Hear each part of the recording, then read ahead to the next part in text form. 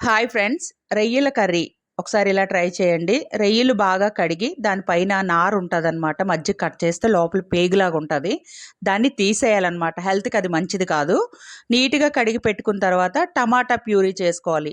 టమాటా పైన తొక్క తీసేసి నీట్గా పేస్ట్ చేసుకోవాలి. తర్వాత ఆనియన్, పచ్చిమిర్చి, కరివేపాకు కట్ చేసి పక్కన పెట్టుకోవాలి. తర్వాత అల్లం వెల్లుల్లి పేస్ట్ కూడా రెడీ చేసుకోవాలి. కొంచెం కొత్తిమీర, పుదీనా కొంచెం వేసుకుంటే మంచిది. తర్వాత అల్లం వెల్లుల్లి పేస్ట్ తగినంత. గరం మసాలా ఇది ఇంట్లోనే నేను చేసుకుంటానండి. మరీ హెవీగా ఉండదు గరం మసాలా, సింపుల్గా ఉంటుంది. అది టేస్ట్ కూడా అంతే బాగుంటుంది.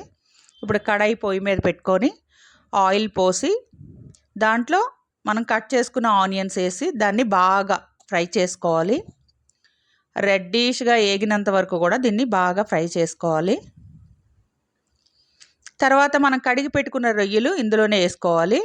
ఇప్పుడు దీంట్లో రొయ్యల్లో ఉన్న వాటర్ ఇంకినంత వరకు కూడా ఆయిల్లో అలా ఫ్రై చేయాలన్నమాట. ఇలా ఎంత ఫ్రై చేస్తే ఆయిల్లో రొయ్య అంత మంచి టేస్ట్ వస్తుంది, స్మెల్ కూడా బాగా పోతుంది అన్నమాట. దీంట్లో వాటర్ బాగా వస్తుందండి రొయ్యల కర్రీలో.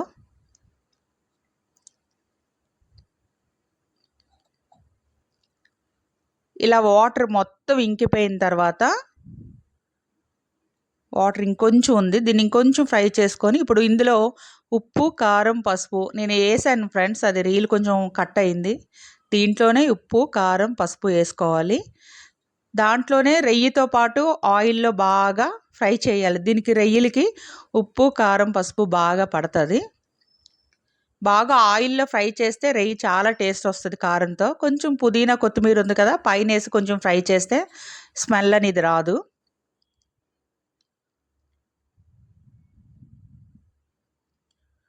ఇది మీడియం రొయ్యలండి, చిన్నవి తీసుకోకూడదు, అలా అని పెద్దవి తీసుకోకూడదు. ఇవి మీడియం సైజ్ తీసుకుంటే టేస్ట్ బాగుంటుంది. ఇందులో అల్లం వెల్లుల్లి పేస్ట్ వేసుకోవాలి. దీంతో పాటు ఆయిల్లో బాగా పచ్చి వాసన పోయినంత వరకు కూడా బాగా ఫ్రై చేసుకోవాలి. అందరూ గరం మసాలాలు ఎక్కువ వేసి చేస్తూ ఉంటారండి. ఏ నాన్ వెజ్ కర్రీలో అయినా సరే లైట్గా వేసుకుంటే నాన్ వెజ్ టేస్ట్ తెలుస్తుంది మనకి, హెల్త్ కూడా చాలా మంచిది.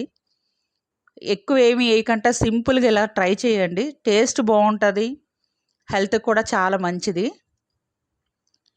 ఇలా బాగా ఆయిల్లో ఫ్రై అవ్వాలి. ఫ్రై అయిన తర్వాత టమాటా ప్యూరీ ఉంది కదా, అది కూడా వేసుకోవాలి అందులోనే. దీన్ని కూడా పచ్చి వాసన పోయినంత వరకు కూడా ఆయిల్లో బాగా ఫ్రై చేసుకోవాలి. టమాటా ముక్కలు కట్ చేసి చాలామంది వేస్తుంటారు. ఆ ముక్కలు ఏంటంటే ముక్కలు ముక్కలుగా ఉండిపోవడం, లేదా తొక్క ఉడకకుండా ఉండడం ఉంటుంది. ఇలా ప్యూరీ వేసుకుంటే ఏంటంటే గ్రేవీ వస్తుంది. దాంట్లోనే గరం మసాలా పొడి, అంటే నేను ఇంట్లో చేసి పెట్టుకునే గరం మసాలా పొడి ఉంది కదా, దాన్ని కూడా ఒక 2 స్పూన్లు వేసుకుంటున్నాను. అంటే మా దగ్గర ఉన్న స్పూన్ చాలా చిన్నగా ఉంటుంది. ఇది ఏంటంటే ఇలాచి, దాల్చిన చెక్క, లవంగం ఈ 3 వేస్తానండి నేను మసాలా. ఇప్పుడు కూడా ఇంకా ఏవి అందులో నేను పట్టించను. దాల్చిన చెక్క, ఇలాచి, లవంగం మాత్రమే వేస్తానన్నమాట. నాన్ వెజ్ తింటున్నామనే టేస్ట్ తెలియాలంటే మసాలా కొంచెం తగ్గించాలి ఘాటు. బాగా ఆయిల్లో ఫ్రై అవ్వాలండి. మసాలా కూడా రొయ్యకి బాగా పట్టాలన్నమాట. అప్పుడు రొయ్య ఇంకా టేస్ట్ ఉంటుంది తిన్నప్పుడు. ఇప్పుడు మనకి తగినంత వాటరు వేసుకోవాలన్నమాట. గ్రేవీని బట్టి, చిక్కదనం బట్టి మీరు ఎంత వాటర్ వేసుకుంటారో రొయ్యలు బట్టి కూడా వేసుకోవాలి. ఇప్పుడు బాగా దగ్గరికి ఆయిల్ పైకి తేలినంత వరకు కూడా దీన్ని ఆయిల్లోనే బాగా ఫ్రై చేయాలన్నమాట. ట్రై చేయండి ఫ్రెండ్స్, సింపుల్గా ఉంటుంది, టేస్టీగా ఉంటుంది, హెల్త్కి కూడా చాలా మంచిది. ఇలా వండుకుంటే ఘాటు మసాలాలు వేసి హెల్త్ పాడు చేసుకునే కంటే లైట్ మసాలా వేసి సింపుల్గా టమాటా మసాలా అంతే, రొయ్యల కర్రీ రెడీ. టేస్టీ రొయ్యల కర్రీ రెడీ అయిపోయింది. మీరు కూడా ఇంట్లో ట్రై చేయండి ఫ్రెండ్స్. ఆయిల్ పైకి తేలిపోయింది కదా, ఇంకా దగ్గర పడింది ఇది కర్రీ.